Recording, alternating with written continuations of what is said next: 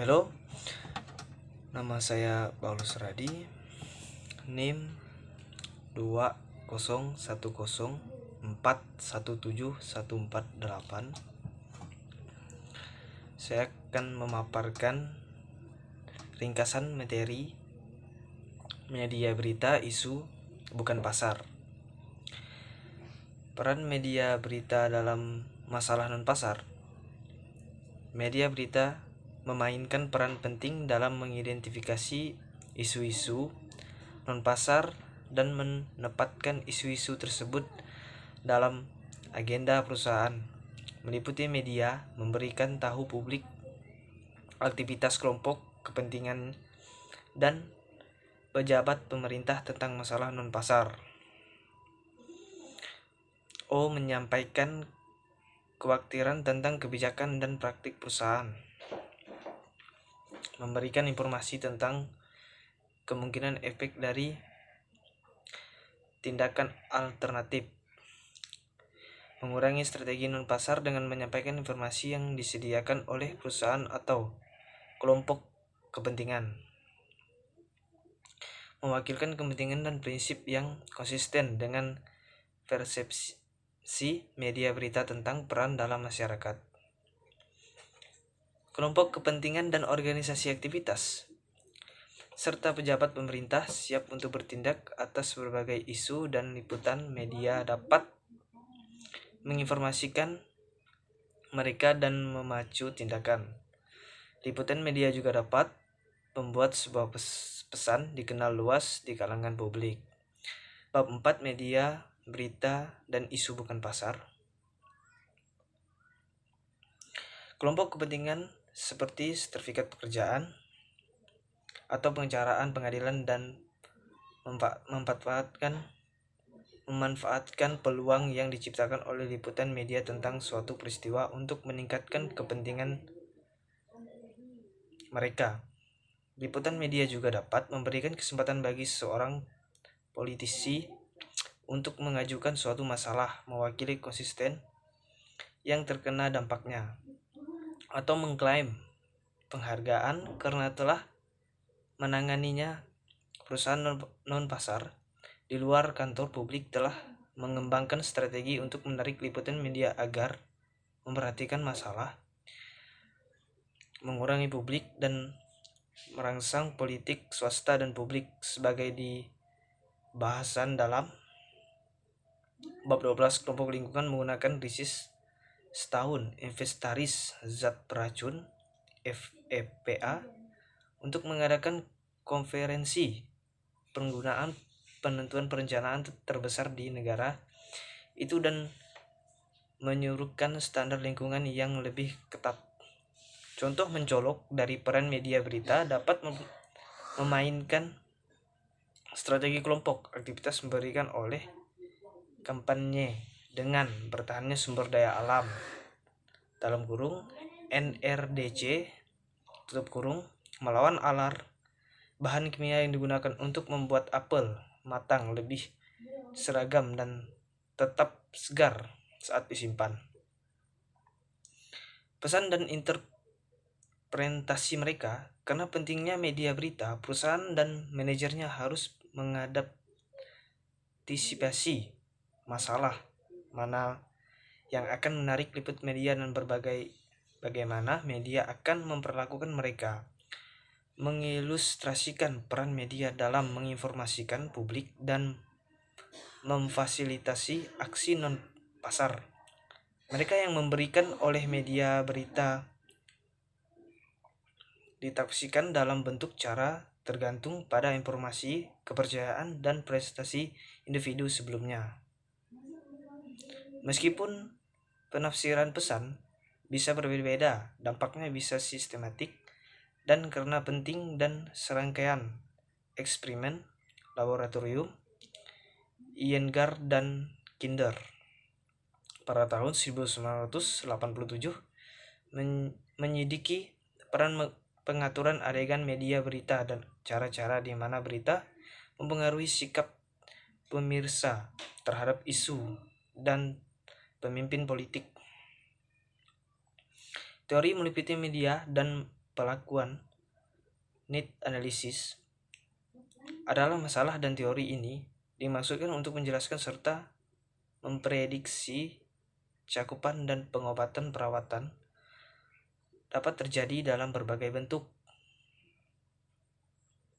Yang pertama, persediaan langsung tentang fakta dan deskripsi peristiwa. Yang kedua, penafsiran fakta dan peristiwa. Yang ketiga, eksplorasi potensi, signifikasi, dan konsekuensi mereka. Yang keempat, advokasi suatu tindakan, kepentingan, interiksik, audisien, perspektif, kepentingan, kehalakan, dimulai dengan pengamatan bahkan keputusan liputan dan perlakuan oleh media berita dipengaruhi oleh pendapat dan pertimbangan kehak layak. Demikian pula memprediksi perlakuan yang akan diterima suatu masalah membutuhkan penentuan apa yang menarik dan mempertahankan perhatian mereka. Prediksi utama dari perspektif minat audisien intrinsik adalah bahwa 1. Cakupan meningkat dengan meningkatnya audisien, dan yang kedua, mempertahankan audisien menilai minat intrinsik audisien dan isu-isu seperti kebijakan perdagangan internasional,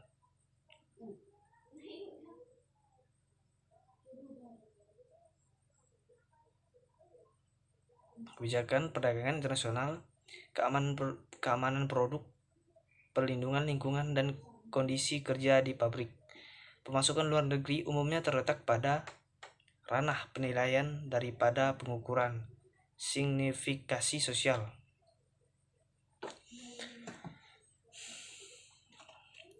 Berlaku sebagai cermin dari frekuensi media berita tentang signifikasi suatu masalah bagi masyarakat. Kewajiban untuk memberikan informasi kepada publik menempatkan media berita dalam peran pengawas, dan peran itu seringkali bersifat permusuhan.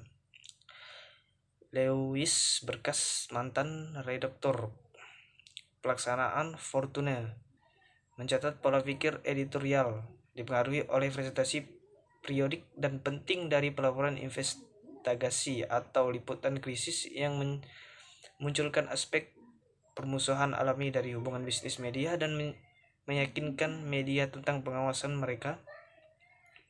Peran top-down berefektif signifikasi sosial menekankan masalah-masalah yang penting bagi tatanan sosial dan ketegangan dalam tantangan itu.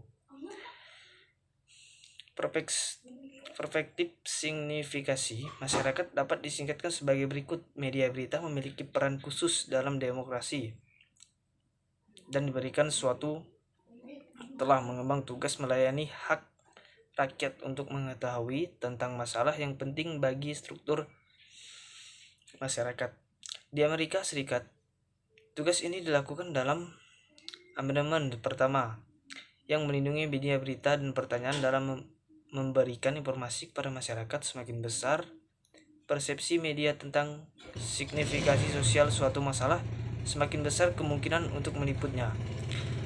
Menggabungkan perspektif teori ini memperdifikasikan bahwa isu-isu yang rendah pada media minat penonton dan dimisikan signifikasi sosial akan mendapat sedikit liputan. Sebagai besar berita bisnis rutin termasuk hal kategori ini. Begitu pula regulasi dan liputan biasanya terbatas pada perbisnis. Diregulasi tenaga listrik atau industri telekomunikasi memiliki dampak penting pada efisien ekonomi, tetapi deregulasi ekonomi tidak memiliki minat khalayak yang tinggi atau signifikasi sosial yang disarankan tinggi. Isu-isu yang tinggi pada kedua media kepentingan penonton intrinsik dan signifikasi sosial menerima liputan yang luas, dan pelaku mereka mungkin melibatkan baik pelaporan faktual dan advokasi.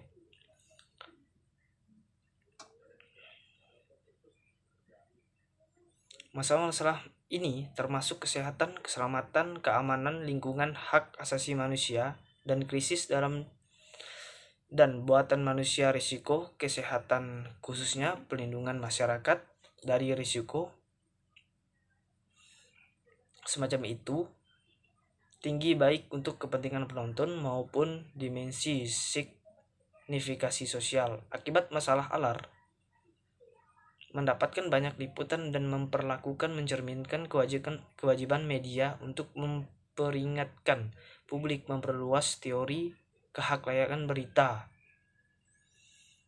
Konsep kehaklayan berita memperluas minat audien, intrinsik dan dimensi signifikasi sosial yang dirasakan sebuah masalah lebih layak diberitakan jika memiliki tingkat kesegaran atau urgensi. Liputan televisi besar-besaran tentang bencana dalam seperti gempa bumi, tsunami,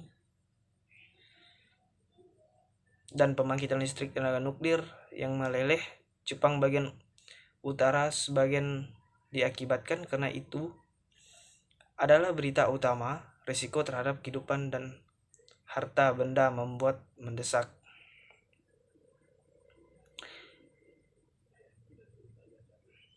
Biaya meliputi. Liputan berita tergantung pada biaya untuk memperoleh informasi dan memproduksi sebuah berita. Biaya meliputi tersebut termasuk menugaskan jurnalis, membuat cerita, dan menjaga kantor, biro, membawa wartawan ke tempat berita, serta dan memberikan dukungan editorial dan administratif. Begitu jurnalis ditugaskan untuk sebuah berita dan berada di lokasi. Biaya marginal liputan berkurang dari media lebih cenderung menggunakan cerita dari sumber tersebut, seperti yang dikatakan Edwin Newan pada tahun 1983. Berita ini di televisi sering kali tergantung pada di mana wartawan dan jurusan kamera dan berada. Jika Anda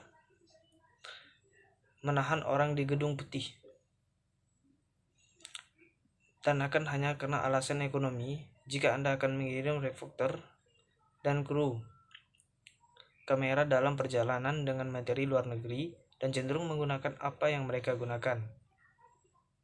Kesimpulan dan keadilan, standar jurnalis dan kontrol editor mengharuskan akurasi sebuah berita dan perlakukan seimbang dan adil. Akurat tidak hanya mencakup verifikasi fakta serta memastikan bahwa cerita yang disajikan menggambarkan situasi dengan benar. Keseimbangan membutuhkan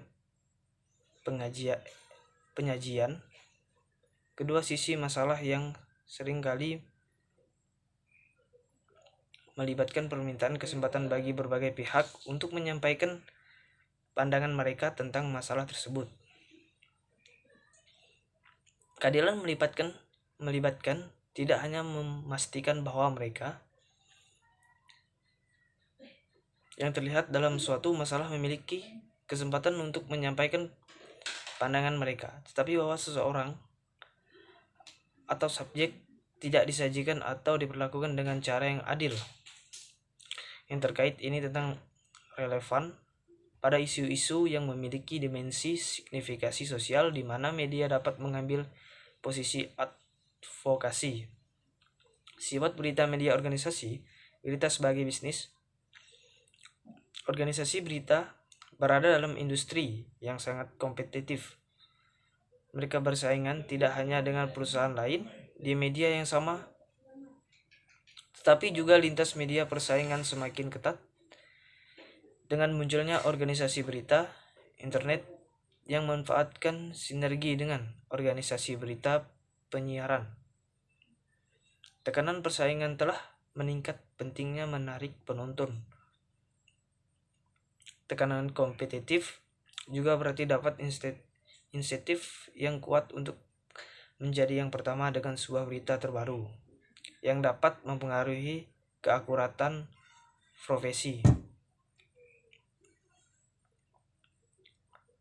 Secara pribadi, hampir semua koresponden jaringan menggunakan keyakinan yang kuat pada kemampuan mereka untuk mempengaruhi perubahan dalam kebijakan publik melalui pekerjaan mereka.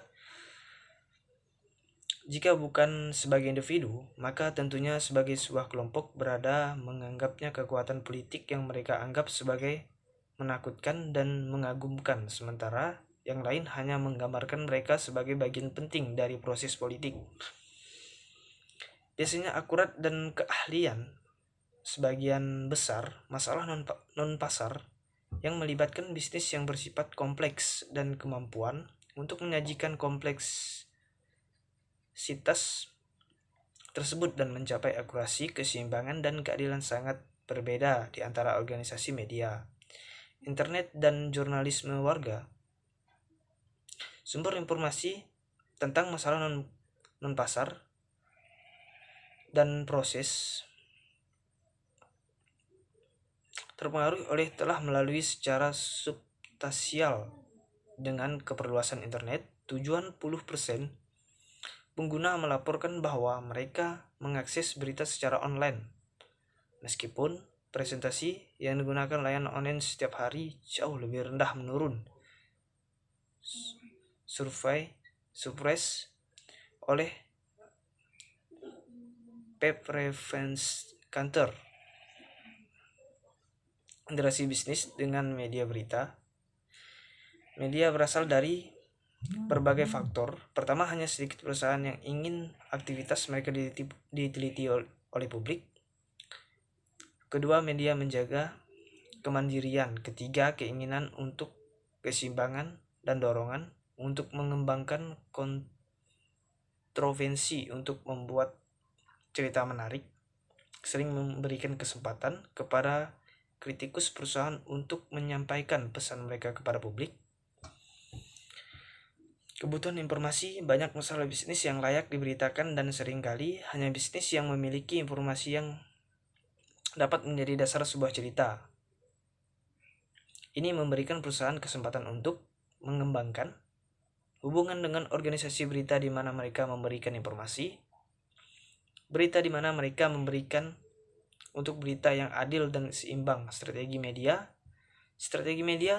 memandu interaksi dengan media dan komunikasi dengan pengakui kepentingan dan publik mengidentifikasi 6 elemen strategi media yang efektif, yaitu yang pertama, yang tidak bisa itu bisa. Yang kedua, menekankan konsisten bisnis dan kepentingan umum. Yang ketiga, ingat audience Anda. Yang keempat, berkomunikasi melalui depresi. Yang kelima, pesan media. Yang keenam, bangunan kredibilitas bukan persahabatan, tanggapan dan vakum media. Salah satu strategi yang menggoda adalah dengan tidak berkomentar pada media harapan tidak hanya berita yang muncul. Jika seperti cerita, akan tetap muncul strategi seperti komentar yang berisiko, khususnya pada isu-isu memiliki berisiko muncul strategi tanpa komentar yang tinggi. Media dapat melakukan pendekatan advokasi baik secara langsung maupun tidak langsung dengan menanyakan dugaan pihak lain. Yang terakhir, wawancara media. Karena kepentingannya dalam pengembangan masalah non-pasar, manajer sering memberikan wawancara kepada media dan dipanggil untuk membicarakan kepada publik. Pelatihan media merupakan kebiasaan di berbagai perusahaan dan industri. Konsultasi, komunikasi, dan berkembang untuk mendukung pelatihan tersebut. Mengadaptasikan masalah. banyak perusahaan mencoba untuk mendidik media tentang isu-isu penting di lingkungan non-pasar mereka. Berbagai langkah jauh dan mencoba untuk komunikasi langsung dengan kelompok kepentingan yang mungkin peduli dengan masalah sejauh dapat mengantisipasi masalah. Perusahaan memiliki posisi yang baik jika telah meletakkan dasar untuk menangani masalah secara efektif, sering dengan perkembangan melalui siklus kehidupan. Peristiwa yang tidak diduga. Karena peristiwa seperti kecelakaan lingkungan dan terjadi, perusahaan harus memiliki rutinitas yang harus diikuti. Jika terjadi berita terharu untuk hal-hal yang serius, perusahaan harus memiliki rencana manajer krisis sebagai besar dalam. Jika masalah tidak memerlukan kepublikan pengelapan, misalnya keputusan pertama adalah apakah akan merisis informasi ke media berita atau perusahaan untuk menjaga kerahasiaannya. Yang terakhir bisa berhasil dalam banyak kasus, tetapi kebocoran lebih sering daripada yang dipikirkan kebanyakan manajer. Sekian ringkasan dari saya. Terima kasih.